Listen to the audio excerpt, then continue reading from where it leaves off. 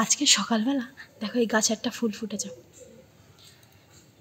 এই দেখো কি সুন্দর দেখতে না। হ্যাঁ, এবারে আমাদের নিচে না যে স্থলপদ্ম গাছটা ছিল সেটায় ফুলটা না একটু অন্যরকম হতো, বেশ থোকা থোকা মতো হতো, কিন্তু এই ফুলটা দেখছি একটু অন্য ধরনের। আদৌ কি এটা স্থলপদ্ম আমি ঠিক জানি না, কিন্তু তোমরা যদি জানো আমাকে একটু বলো না গো প্লিজ। দেখো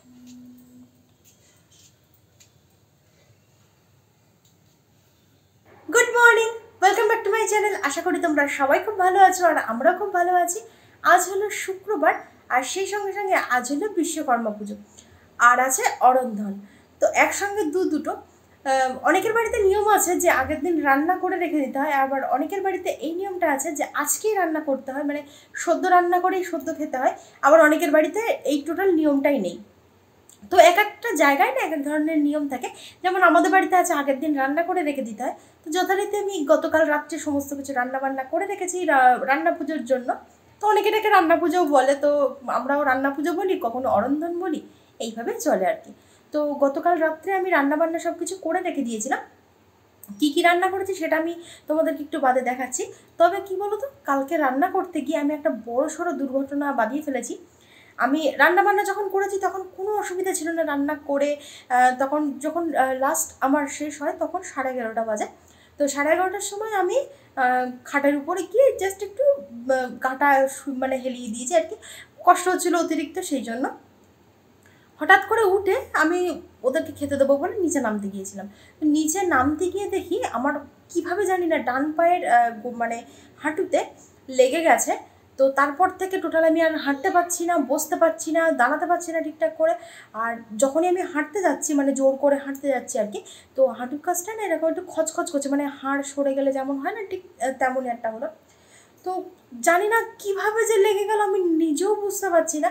কালকে রাত্রে অনেক ম্যাসাজ করলাম, তারপরে একটু তেল ফেল দিয়ে একটু ডলাডলি করলাম, কিন্তু কোনো রকমে কোনো কাজ হলো না।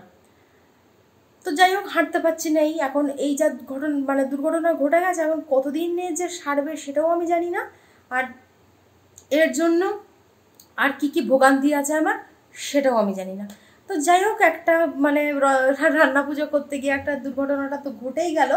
কি আর করা যাবে বলো, সবসময় সব কিছু তো আর বলে হয় না, হঠাৎ হঠাৎ করে হয়। তো যাই হোক, সেই জন্য কালকে রাত্রে আমি আর ভিডিও করি না। তার উপরে আরেকটা জিনিস হচ্ছে, যে ফোন থেকে আমি ভিডিওটা করি সে ফোনটা কালকে বাড়ি ছিল না, যার জন্য আমি ভিডিওটা করতে পারিনি। তো আজকে সকালে যে মা কালকে রাত্রে মানে গতকাল রাত্রে আমাকে বলে দিয়েছিল যে বাড়িতে যে মেশিনগুলো আছে, মানে লোহার যেগুলো আর কি, তারপরে মোটর ফটরগুলো থাকে না, ওগুলোতে একটু সিঁদুর চন্দন দিয়ে পুজো দিতে। কিন্তু যেহেতু আমি হাঁটাচলা করতে পারছি না, সেই জন্য মামনিকে বললাম যে চান করে নিয়ে ওকে ওইগুলো মানে সিঁদুর চন্দন দিয়ে একটু পুজোটা করে নিতে। আর বাইরে এখন রাজু গাড়িগুলো ধুচ্ছে, আমাদের বাইক আর সুমোটা ধুচ্ছে, কারণ একটু বাদে পুজো দিতে নিয়ে যাবে। এমনি বেলা হয়ে গেছে, তো একটু বাদে যে মানে কোনো একটা ব্রাহ্মণ দেখে পুজো দিয়ে নেবে। আর রাত্রে তো ওর একটু নিমন্ত্রণ আছে, আমাদের এখানে পাশে একটা গ্যারেজ আছে আর কি, দাদা হয় সম্পর্কে, তো সেখানে যাবে আর কি, নিমন্ত্রণ আছে। আর আমাদের আছে পাশের বাড়ির নিমন্ত্রণ, মানে সকালবেলা আমাদের যে বাড়িটার এক পাশে হয়েছে বিশ্বকর্মা পুজো, মানে মোটামুটি ছোটোখাটো করে আর কি। সেই কাকুদের বাড়ির থেকে প্রসাদ দিয়ে গেছে। আর আমাদের বাড়ির সামনে আর কি আর একটা কাকুদের বাড়িতে, মানে ওদের বাড়ি হচ্ছে রান্না পুজো। মানে আমরা যেমন রান্না টান্না করে গ্যাস ট্যাসগুলো মুছে পরিষ্কার পরিচ্ছন্ন করে রেখে দিই, কিন্তু ওদের নিয়মটা না একটু অন্যরকম, মানে প্রপার যে রান্না পুজোটা সেটাই ওরা করে। তো গতকাল রাত্রে সন্ধ্যা থেকে ওরা রান্না করতে বসেছিল, শাক বাজিয়ে, তারপর আলতা পরতে হয়, আরও অনেক কিছু নিয়মকানুন আছে, সেগুলো করে তোমার হচ্ছে রান্নাটা শুরু করতে হয়। আর রাত্রে যখন ওদের রান্না শেষ হয়েছে তখন বাজে রাত 2টো। তো রান্না টান্না করে উঠে, আর প্রত্যেক বছর কী বলো তো, ওরা দেখেছে সকালবেলা করে উনুনটাকে সুন্দর করে পরিষ্কার পরিচ্ছন্ন করে ওখানে তোমার ওই কী বলে না, চালের গুঁড়ো বেটে দেওয়া পিটুলি, যেটা পিটুলি না কি একটা বলে, আর আম্রপল্লব টল্লব দেয়, তারপরে মনসার ডাল দেয়, এরকম অনেক কিছু দেয়, দিয়ে পুজো করে ওটাকে। আর ওদের বাড়িতে আজকে যেহেতু রান্নাবান্না তো হবেই না, গতকাল রাত্রে রান্না হয়ে গেছে, তো আমাদের প্রত্যেক বছরই আমাকে আর মামনিকে নিমন্ত্রণ করে ওরা ওদের বাড়িতে খাওয়ার জন্য দুপুরে। যখন মিভান হয়নি তখন আমরা দুজনই যেতাম, আর যেহেতু মিভান হয়ে গেছে এখন আমাদের 3জনকে নিমন্ত্রণ করেছে। কিন্তু দুর্ভাগ্যবশত আমি তো যেতে পারবো না, মানে হাঁটতেই পারছি না আমি। আর ওদের বাড়িতে উঠতে গেলে একটু উঁচু বাড়িটা, তো সিঁড়ি দিয়ে উঠতে হবে, আমি তো মোটেই পারবো না। তো মামনিকে বলে দিলাম যে তুমি যাও ভাইকে নিয়ে, আমি তো যেতে পারবো না, আমার পায়ের এই অবস্থা, আমার কোনো উপায় নেই। তো যাই হোক, চলো এবার দেখি, ওদের স্নান করতে বলে এলাম, কী করেছে জানি না। আমি একটু এই ঘরে এসে বসেছি কারণ পাটা খুব যন্ত্রণা হচ্ছিল, মানে একটুখানি উঠোনে আমি হাঁটছিলাম। রাজু বললো কি যে একটু যদি পাটা ম্যাসাজ করো বা পাটাকে বারবার খেলাও তাহলে ঠিক হয়ে যাওয়ার সম্ভাবনা থাকবে। করলাম কিন্তু হচ্ছে না, বরঞ্চ আরও বেশি যন্ত্রণা হচ্ছে। তো যাই হোক, দেখি যাই, দেখা যাক কী হয়। যদি দেখছি হচ্ছে না তখন আমাকে তো ডাক্তারের কাছে যেতেই হবে, কী আর করবো বলো। তো দেখা যাক কতদূর কী হয়। তা আমাদের এই যে অরন্ধনের পান্তা, এখানে আছে আলু ভাজা, আলু ভাতে, এটা আছে মুসুরির ডাল, এটা পটল ভাজা, এটা ইলিশ মাছ ভাজা, এটা তেলের পিঠে, আর এটা হচ্ছে ভেন্ডি ভাজা, আর এখানে আছে পেঁপে ভাজা, একটা হচ্ছে চাল কুমড়ো ভাজা। এগুলোই নিয়ম করার, সেজন্য করেছি। আর আমার কাকিমাদের বাড়িতে নিমন্ত্রণ ছিল, আমি যেতে পারিনি বলে কাকিমা এগুলো পাঠিয়ে দিয়েছে। এটা হলো কচু শাক, এটা চাল কুমড়ো, এটা ডাল, এটা মাছ ভাজা, আর এগুলো হচ্ছে পিঠে। ওদের বাড়িতে নিয়ম হচ্ছে পিঠে করা, তো এগুলো আছে তেলের পিঠে, নিচে আছে পায়েস, মানে ক্ষীর টাইপের কি একটা করে, এটা পুলি পিঠে, এটা ভাত, আর এটা হলো চালতার চাটনি। Good evening. দুপুরবেলা খাওয়া দাওয়া করে একটা লম্বা ঘুম দিয়ে নিয়েছিলাম, আর আজকে যেহেতু পান্তা খাওয়া হয়েছে, একবারে ঘুমটা পুরো জমে গেছে, পুরো পেটের ঠান্ডা। বাইরে হালকা হালকা বৃষ্টি হচ্ছিলো, আবার মাঝে মধ্যে বন্ধ হয়ে যাচ্ছিলো। যাই হোক, গাড়ি টাড়ি পরিষ্কার করে গাড়িটা পুজো দিয়ে নিয়েছিল। আজকে দুপুরেই একটু দেরি হয়ে গেছিলো পুজো দিতে, সেই জন্য আমাদের খেতে খেতে অনেকটা লেট হয়ে গিয়েছিলো। তো যেহেতু আজকে পান্তা খাওয়া হয়েছে, দুপুরের মতন দুপুরের কোটা শেষ, এবার যাবো রাত্রে রান্না বান্না করতে। আর যেহেতু মানে ভাজাভুজি সব কিছুই উঠে গেছে, রাত্রের জন্য আমি রাখিনি, মানে কোনো দিনই রাখি না আমি ভাজাভুজি, মানে বিশেষ করে পান্তার সাথে কিছু থাকে সেটা আমি রাত্রের জন্য রাখি না, রাত্রে আলাদা রান্না করি। তো এখন যাব, গিয়ে ভাবছি একটু রুটি করব। ভাত প্রথমে ভাবছিলাম ভাত করব, কিন্তু ভাত আবার রুটি দুরকমই করতে হবে, সেই জন্য ভাবলাম একেবারে রুটিই করি সবার জন্য। আর সেই সঙ্গে করব মুসুর ডালের তড়কা। তো যেহেতু আজকে যে কোনো একটা তরকারি তো লাগবেই, আর এক দু রকম রান্না করার থেকে আমার মনে হয় একেবারে করাটাই বেটার হবে আমাদের। তো চলো তোমাদের সঙ্গে রেসিপিটা আমি শেয়ার করবো যে আমি কীভাবে মুসুর ডালের তরকারিটা রান্না করি। তো চলো রান্নাঘরের দিকে যাওয়া যায়। প্রথমে একটা বাটির মধ্যে আমি নিয়ে নিচ্ছি 1 কাপ পরিমাণ মুসুর ডাল। আর মুসুর ডালটা দেখো, গোটা মুসুর ডাল নিয়েছি আমি, ভাঙা মুসুর ডাল কিন্তু নেইনি। আর এছাড়া যে খোসা শুদ্ধ যে মুসুর ডালটা পাওয়া যায় সেটা দিয়েই অন্যভাবে করা যায়, সেটার রেসিপিটাও আমি অন্য একদিন তোমাদের সঙ্গে শেয়ার করব। তো আমি একটা মেজারিং কাপে মেপে 1 কাপ নিয়েছি। এবার এর মধ্যে জল দিয়ে ডালটাকে খুব ভালোভাবে কষলে কষলে ধুয়ে নেব, যাতে এর মধ্যে যে নোংরাটা আছে সেটা যেন বেরিয়ে যায়। এবার এই নোংরা জলটা ফেলে আরও দুবার আমি ধুয়ে নেব। তো দেখো, ডালটাকে আমি খুব ভালোভাবে ধুয়ে নিয়েছি, আর এটাকে কিন্তু ভিজিয়ে রাখার দরকার নেই, তবে তোমরা চাইলে ভিজিয়ে রাখতে পারো। আমি একটু সিদ্ধ করে করব, সেই জন্য আর ভিজিয়ে রাখবো না। এবার গ্যাস অন করে একটা সসপ্যানের মধ্যে আমি দিয়ে দিচ্ছি 2.5 কাপ পরিমাণ জল। যে মেজারিং কাপে মেপে আমি ডালটা নিয়েছিলাম সেই মেজারিং কাপে মেপে আমি 2.5 কাপ জল দিয়ে দিলাম। জলটাকে একটু গরম হতে দেব। জল গরম হয়ে যাওয়ার পর এর মধ্যে আমি আগে থেকে ধুয়ে রাখা মুসুর ডালটা দিয়ে দিচ্ছি।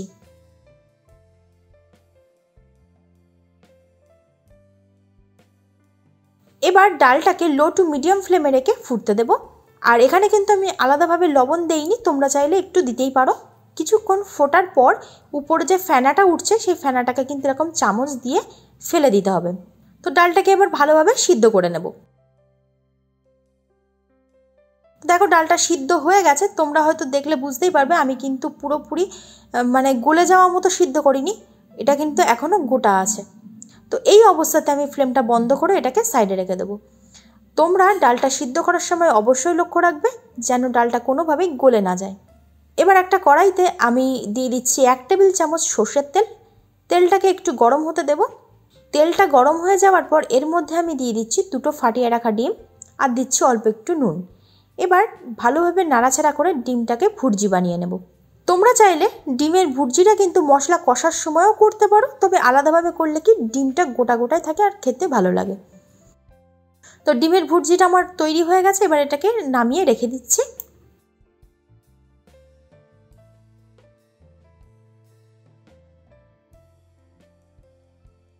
এবার একই পাত্রে আমি দিয়ে দিচ্ছি 3 থেকে 4 টেবিল চামচ মতো সর্ষের তেল। তোমরা চাইলে এটা রিফাইন তেলে করতে পারো। তেলটাকে খুব ভালোভাবে গরম করে নেব। তেল গরম হয়ে যাওয়ার পর এর মধ্যে দিচ্ছি দুটো মিহি করে কুচিয়ে নেওয়া পেঁয়াজ। আমি দুটো বড় সাইজের পেঁয়াজ নিয়ে চপারে দিয়ে তারপর এটাকে মিহি করে কুচিয়ে নিয়েছি। তোমরা চাইলে ছুরি দিয়েও কুচিয়ে নিতে পারো। এবার বাকি যে পেঁয়াজটা ছিল সেটাও দিয়ে দিলাম, দিয়ে এটাকে লো টু মিডিয়াম ফ্লেমে রেখে ভালোভাবে ভেজে নেব।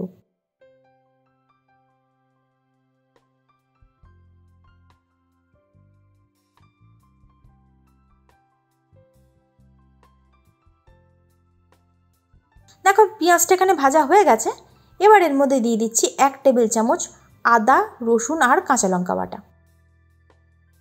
এবার ফ্লেমটাকে লো টু মিডিয়ামে রেখে ক্রমাগত নাড়তে নাড়তে এটাকে কষিয়ে নিতে হবে যতক্ষণ না রসুন আর আদার মধ্যে যে কাঁচা গন্ধটা আছে সেটা চলে যায়।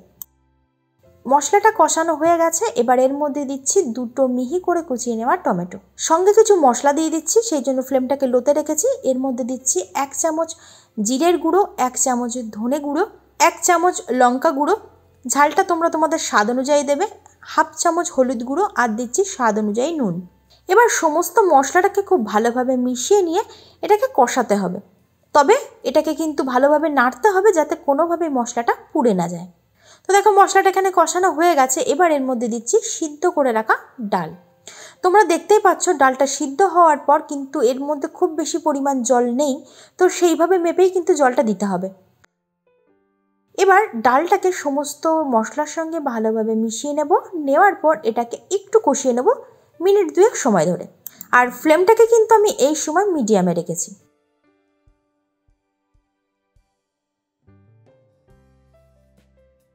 ডালটা এখানে কষানো হয়ে গেছে, তোমরা নিশ্চয়ই বুঝতে পারছো এর কালারটাও চেঞ্জ হয়ে গেছে। এবার এর মধ্যে আমি দিচ্ছি 1 কাপ পরিমাণ গরম জল। যে মেজারিং কাপে মেপে আমি ডালটা নিয়েছিলাম সেই মেজারিং কাপে মেপেই কিন্তু আমি জলটা দিচ্ছি, যাতে তোমাদের বুঝতে সুবিধা হয় জলের পরিমাণটা। আর এখানে কিন্তু আমি গরম জল দিয়েছি। এবার ভালোভাবে নাড়াচাড়া করে মিশিয়ে দেবো।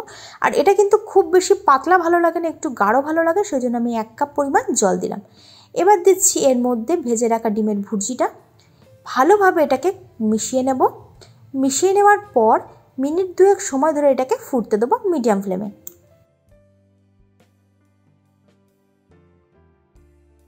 দেখো 2 মিনিট হয়ে গেছে। এবার আমি একটু ভালোভাবে নাড়াচাড়া করে নিয়ে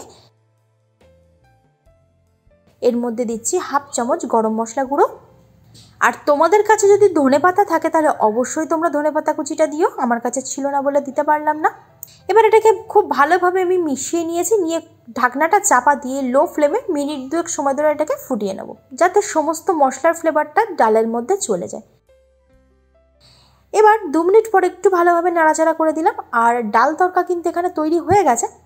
এবার আমি এটাকে নামিয়ে নেব।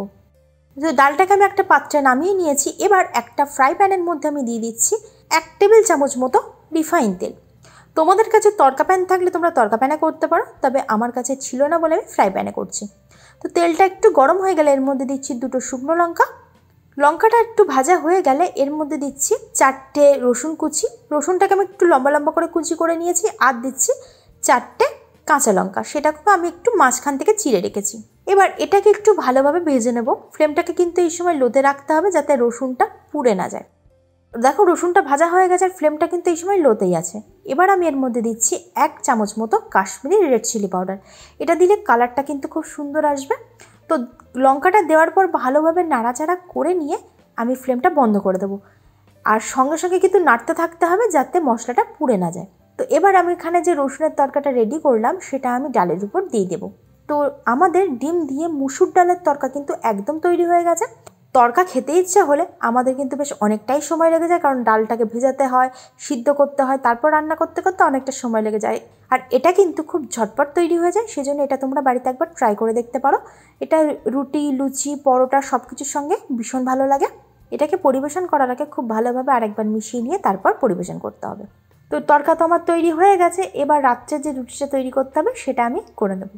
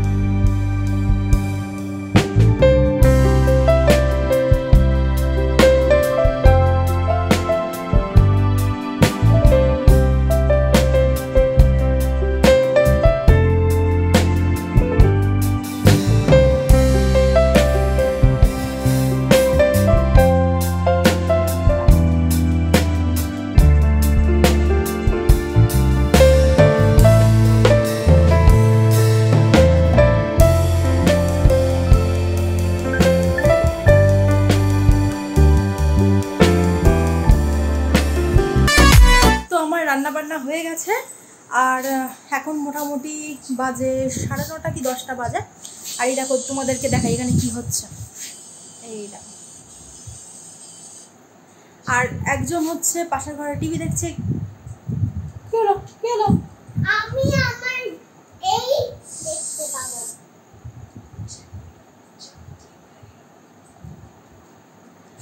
তো যাই হোক, ওর কাজ মানে খেলা শুরু হয়ে গেছে আর ঘরের মধ্যে পুরো জিনিসপত্র ছড়াছড়ি করে ফেলেছে।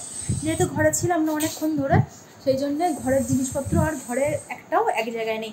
আর আমার চুলটা না পুরো ভিজে গেছে, মানে রান্নাঘরে রান্না করতে গিয়ে প্রচণ্ড গরম লাগছিলো, ভিজে গেছে। তো এবার রাইয়ের পাপা বাড়িতে আসলে একসঙ্গে খেতে বসবো। মায়ের খাওয়া হয়ে গেছে, মা যেহেতু 9:30টার সময় ইনসুলিন নেয় সেজন্য মায়ের খাওয়া হয়ে গেছে, বাবাও একটু বাদে খেয়ে নেবে। আর আজকে ভেবেছিলাম যেহেতু আজকে বিশ্বকর্মা পুজো, বাড়িতে রান্না বান্না কিছুই নেই, তো সারাদিন মোটামুটি ওকে আমি দেখতেই আচ্ছা সারাদিন ভেবেছিলাম যে অন্য যে কাজবাজ আছে সেগুলো করে কাটিয়ে দেবো আর ঘর বাড়িটা একটু গুছিয়ে নেবো। কিন্তু প্রবলেম হলো এটা, যেহেতু আজকে কাজ নেই, সারাদিনটা প্রায় ঘুমিয়েই কেটে গেছে আমার। মানে ঘুমিয়ে বলতে কী বলো তো, ফোন নিয়েই শুয়েছিলাম, কখন ঘুম এসে গেছে জানি না, ঘুম থেকে উঠে আবার ওই ফোন দেখেছি। তো কাজ বাজ তো কিচ্ছু হয়নি। তো দেখি আবার মানে ঘর বাড়ি গোছানোর কাজটা রবিবার দিনই করতে হবে, এছাড়া কোনো উপায় আমার দেখছি না। আর তার উপর যেহেতু পায়ে প্রচণ্ড পরিমাণের ব্যথা হয়েছে, আমার হাঁটতে পারছি না, তো সেই জন্য কষ্টও হচ্ছে। তো কাজ করবো আর কী করে বলো, সেই জন্য আর করা হয়নি। তো দুপুরবেলা একটু ভলিনি লাগিয়েছিলাম, লাগানোর পরে সামান্য একটু ব্যথা কম পড়েছে। আর যেহেতু মানে বাবা ঝাড়াতে পারে, তো বাবা একটু ঝাড়িয়েও দিয়েছে। আশা করছি ঠিক হয়ে যাবে, জানি না ঠিক হবে কিনা বলতে পারছি না। তবে কালকে মানে রাত্রে একবার ভলিনি লাগাবো, আশা করছি কালকের মধ্যে পুরোপুরি ঠিক হবে। তো যাই হোক, আজকের ভিডিওটা আমি এখানেই শেষ করছি। তোমাদের যদি ভিডিওটা ভালো লেগে থাকে তাহলে প্লিজ ছেড়ে যাওয়ার আগে লাইক আর শেয়ার করতে কিন্তু ভুলো না। আর তোমরা যদি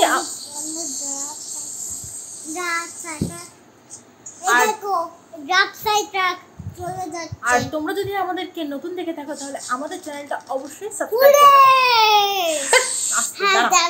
তো তোমরা যদি আমাদেরকে পিৎজা পাঠিয়েছে, ঠিক আছে দাঁড়াও, আরে ফোনে অ্যাড দিচ্ছে বলে কিন্তু পিৎজা পাঠিয়ে। আচ্ছা আচ্ছা বলো তো দেখি কোন পাগলে সব বলে। তো যাই হোক, তোমরা যদি আমাদেরকে নতুন দেখে থাকো তাহলে আমাদের চ্যানেলটা প্লিজ সাবস্ক্রাইব করে রাখো। তোমাদের সঙ্গে দেখা হচ্ছে নেক্সট একটা ব্লগে। তো আজকের মতো এখানে টাটা, গুড নাইট। আজকের মতো রাধে রাধে, জয় Radhe, Shri Radhe, tata, good night. Good night.